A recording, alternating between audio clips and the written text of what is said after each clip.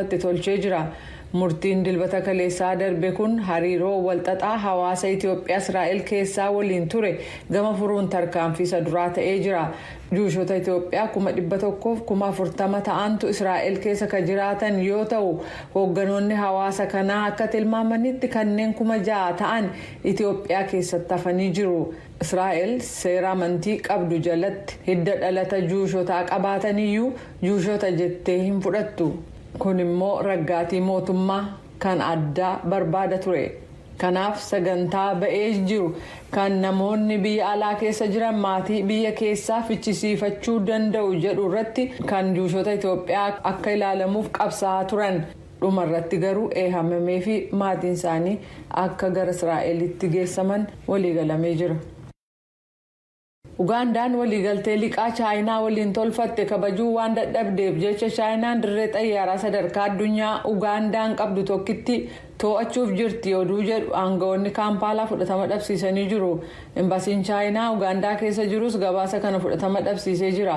Garuu xiinxaltoonni akka jedhanitti Ugandaan akka waliigaltee tolfame sanaatti liqaa irra jiru hin baaftu taanaan rakkoodha. Gabaasaaleen miidiyaa kan naannoo akka jedhanitti dirree xayyaaraa Ugandaa tokkitti sana babal'isuuf liqaa Chaayinaa irraa fudhatte $2 miliyoona 200 baasuu dadhabuun ishee dirree xayyaaraa sana ishee dhabsiisaa jedhu. Akka galmeeleen miidiyaa naannoo qooddatan jedhutti liqaa bara 2015 fudhatte kan ilaaleen waliigaltee biraa deebitee dubbachuuf gaaffii Ugandaan dhiyeessite Chaayinaan fudhatama dhabsiisteetti. Tallaalii COVID-19 ittisu kan arjoomame Afrikaa keessatti raabsuuf jaarmiyaan hojjetan wiixata har'aa akka jedhanitti gargaarsi tallaalii kennamu akkaataan isaa fooyyeffamuu qaba. Tallaalii arjoomamu kun barbaachisaa yeroo ta'utti beeksisa gabaabaan kan kennamu yeroo gabaabaaf kan tursamuu danda'u ta'uun biyyoonni duula tallaalii kennuu fi akka hin saganteeffanne rakkoo kan uume yoo ta'u dandeettii fayyadamaa irrattis rakkoo uumeera jedhu. Kovaaks biyyootii maddigalii isaanii gadaanaaf giddugaleessa ta'e kan addunyaaf tallaalii raabsuun tokkummaa mootummootaa biraa deeggarsa argata. Kun jijjiiramuu qabaa akka jedhan gareeleen sadan madda dhaabbataa ta'e biraa akka ta'an waliigalteen Kovaaksiif jaarmiyaa ABAT waliin qabaachuu qabu jedheera.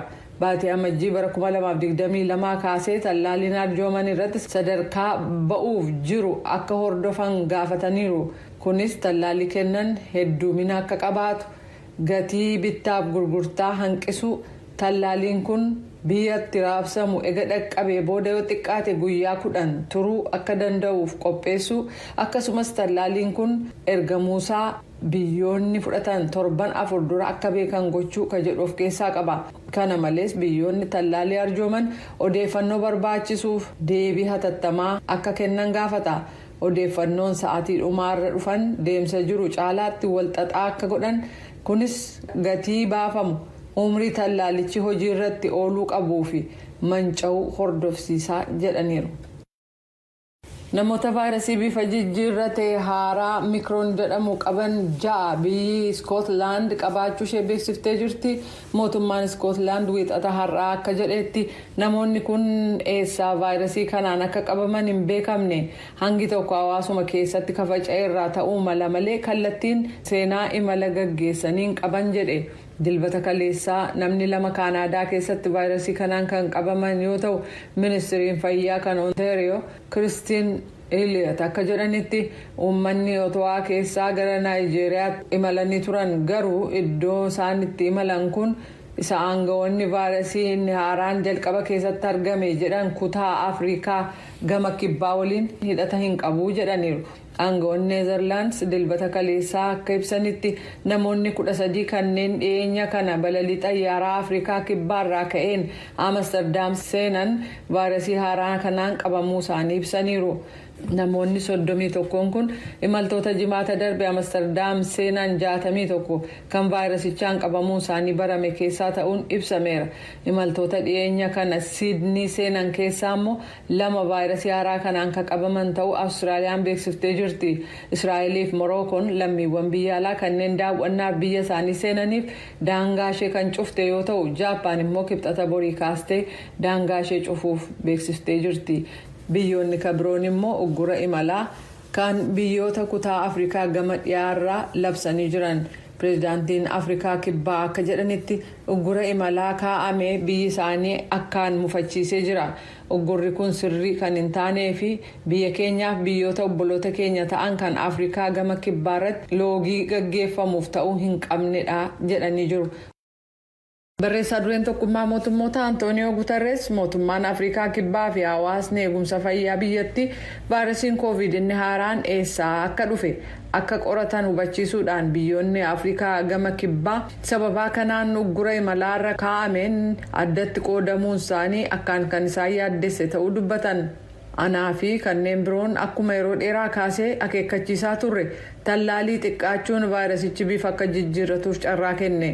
Afrikaa keessatti tallaaliin kennamu xiqqaachuusaaf uummanni ardiitti komatamuu hin qabu ka jedhan Guterres odeeffannoo akkaan barbaachisaa fi kan saayinsii addaan baasanii addunyaaf qooduu isaaniif adabamuu hin qaban jedhan.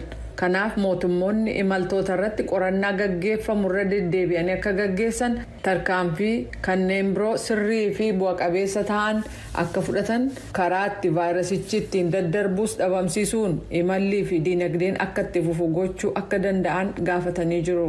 Oduun har'aaf qabnu kanuma.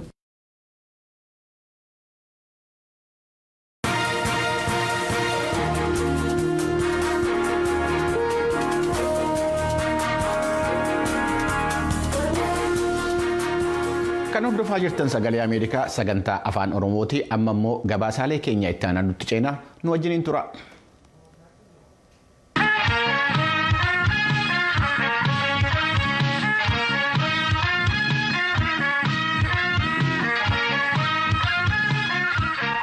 Qophii keenya kaleessaa keessatti hojii tola ooltummaa irratti kan bobbaate ogeettii fayyaa narsii Obsee Luboo wajjiniin waa'ee gargaarsa hawaasaa ilaalchisee tuujubeen haasaa taasiftee turte. Mariin isaanii hin raawwanne har'a kutaa lammaffaanii fi inni xumuraa itti fufaa gaaffii tuujubeetiin jalqabne. Tolega dhaabii guddaan akkasii dhaabii addunyaa irratti hojii gargaarsaatiin beekamu akkasitti nama gargaara yoo ta'e namoota akka kee si hordofanii hojii gargaarsaa hojjechuu fedhanii karaa dhabanii fi dhaamsa maalii qabda Obse biyyattii fakkeenyaaf akkuma naannoo ofiitti inni kaaba inni kibba inni dhiyaaf bahaa jiru hojii gargaarsaa namni hojjechuu barbaade odeeffannoo dhabe jiraachuu danda'a. Dhaamsa akkamii qabda mala akkamiitiin dhaaba kanaa wajjinis haa ta'uu karaa akkamiitiinitu hojiin gargaarsa hawaasa ofii kun hojjetamuu akka danda'ume muuxannoo kee irraa kaate. Hojiin gargaarsaa kun yoomiyyuu nama tokkorraa jalqabaa yaada nama tokkootu mul'ata nama tokkootu bishaatee guddatee immoo gartuu dabalata.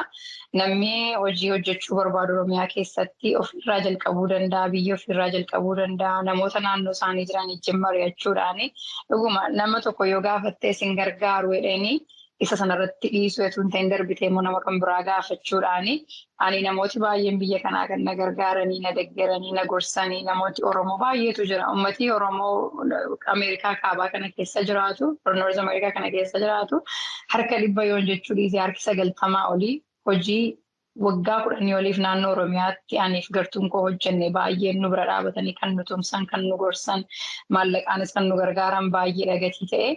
Namoota akkasiitti iyyafatanii gaafachuu anis karaa koonii muuxannoo koo qooduudhaaf yeroo hundaayyuu qophiidha. Garuu immoo wanta tokko kan baruun nurra jiru amma jireenya ol nu qixxaatutti amma waan hundumtuu wal sirraatutti wal nu sirraa'utti deebinee saba keenya gargaarrachuun sobadha. Mijatus ani jireenyi koo wal qixxaataa mini jireenyaan asii ofii koof jiraadhu. Garuu jireenyi uummata biyyaa immoo kan koo caalaa wal qixxeemini. Kan koo hanqina yeroo ta'uu danda'a, ijoollee ijjiin fiiguu danda'a, maallaqa ta'uu danda'a. Garuu uummati biyya jiru immoo rakkinni isaan qabanii kan keenya caalaa gatii ta'e ofii keenyatti hir'isnee unumaaf yetuu nuu hin guutiini saba keenya gargaaruu danda'utu nurra jira. Sabi keenya yeroo kamii caalaa rakkataadhaan saba kana waggaa 12 oliif hin deddeebi'een argee hojii hojjetamu keessa bulee keessa jiraadheen argee. Torban 2 darbe kanan naannoo Najjoo Gimbii Naqqamtee naannoo Finfinnee Oromiyaa jiran keessa arge uummati keenya yeroo kamii caalaa rakkinni isaa baay'eedha. Rakkina kallattii adda addaa dhukkubaa, hawaasummaa, maallaqaa waan rakkina baay'ee qabu.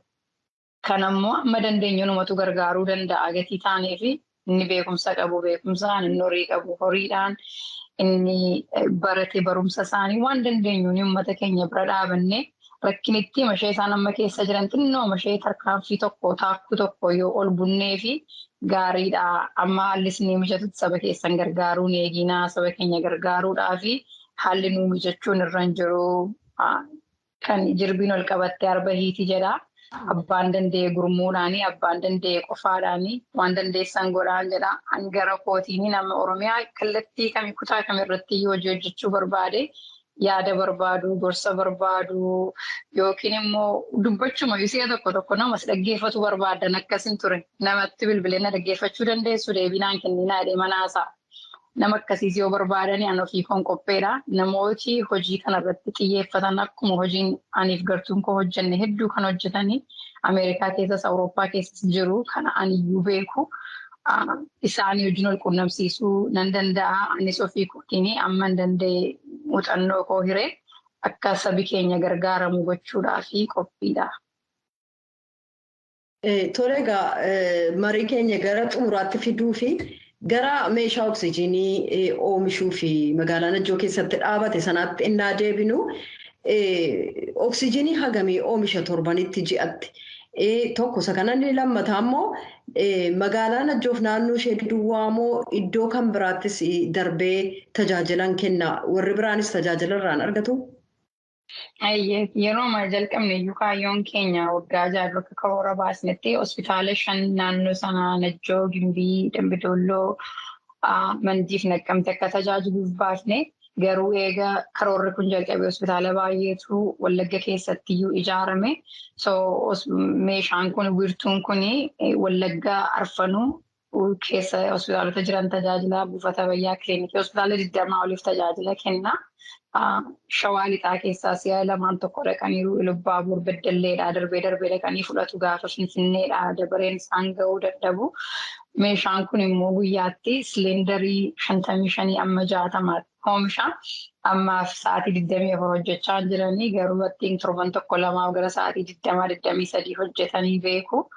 55 amma 60 oomisheetu hospitaalota jiraniifira. Beenishaangul Gumuzii, Kamashii, Asoosaa achi deemanii fudhatu. Walumaa galatti lixa Oromiyaa lixa Wallaggaa guutummaa fi Wallaggaa Arfanuu keessa yeroo karaan banaa ta'e wal keessa deemuu danda'anii hospitaaluma Najjootii dhaqanii guuttatu. Tole egaa an karaa koo xumureera wanti naa hafe jettu yoo hin jiru ta'es galateeffadheen xumuraa. Galatoomii kanumaan jedha. Haa ta'u egaa ogeettii fayyaa obsee luboo ibsaa nuu kennuu keetiif keessumaa sagalee Ameerikaa waan taateef maqaa daawwattootaaf dhaggeeffattoota keenyaan hedduu galatoomu. Ulfaadhutu jiru galatoomeetis.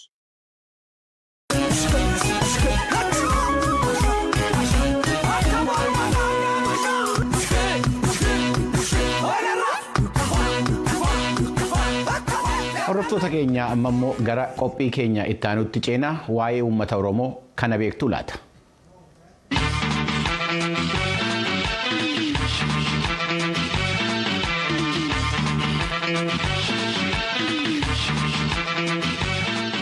Irreechi malkaa soorii godina Iluu Abbaa Boorii aanaa mattuu keessatti dilbata darbee kabajamuu isaa waajjirri aadaa fi turizimii naannichaa beeksiseera. Itti gaafatamaan waajjirichaa obbo Wandimuu Dabalaa irreechi malkaa soorii bakka hirmaattonni naannolee ollaa Gambeellaa fi Kibba Lixaatii argamanitti kabajamuu isaa sagalee Ameerikaatti himaniiru. Hirmaattonni Gambeellaa fi Kibba Lixaa sirnicha kanarratti argaman immoo ayyaana kana waliin kabajuudhaan walitti dhufeenya uummataa cimsuu dandeenya jedhanii dubbataniiru. Naakoor Malkaatu gabaasa kana qindeesse itti aanee dhiyaata. Irreechi malkaa soor godina Iluu Abbaa Boor aanaa mattuu bakka koodoo hirii jedhamee waamamutti dilbata dheengaddaa jechuunis akka lakkoofsa Itoophiyaatti 9/19 bara 2014 kabajamuu isaa itti gaafatamaa waajjira aadaa fi turizimii godina Iluu Abbaa Boor